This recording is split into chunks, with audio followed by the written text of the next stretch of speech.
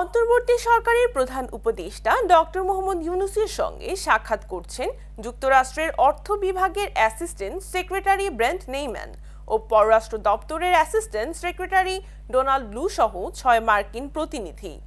ন্যায্য ও অন্তর্ভুক্তিমূলক ভবিষ্যতের দিকে এগিয়ে যাওয়ার প্রচেষ্টায় বাংলাদেশের সহায়তার কথা জানিয়েছেন তারা।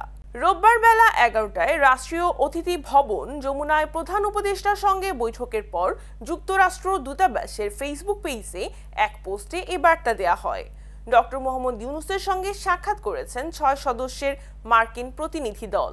ওই পোস্টে বলা হয়েছে, প্রধান উপদেষ্টা ডক্টর মোহাম্মদ ইউনূসের সঙ্গে সাক্ষাৎকালে বাংলাদেশের মানুষের কল্যাণে অন্তর্ভুক্তিমূলক অর্থনৈতিক প্রবৃদ্ধি, প্রতিষ্ঠান গঠন ও উন্নয়ন সহযোগিতার বিষয়ে নিশ্চিত করেছেন আমাদের প্রতিনিধি দল। যেহেতু বাংলাদেশ আরও ন্যায্য ও অন্তর্ভুক্তিমূলক ভবিষ্যতের দিকে এগিয়ে যেতে চাইছে, যুক্তরাষ্ট্র সেই প্রচেষ্টায় সহায়তা করতে প্রস্তুত। এদিকে রাষ্ট্রীয় অতিথি ভবন পদ্মায় অর্থ উপদেষ্টা সালেহ উদ্দিন আহমেদের সঙ্গে বৈঠক করে মার্কিন প্রতিনিধি দলটি। পরে অন্তর্বর্তী সরকারকে সহায়তায় ২০০ মিলিয়ন মার্কিন ডলার অনুদানের চুক্তি স্বাক্ষর করে দুই দেশ।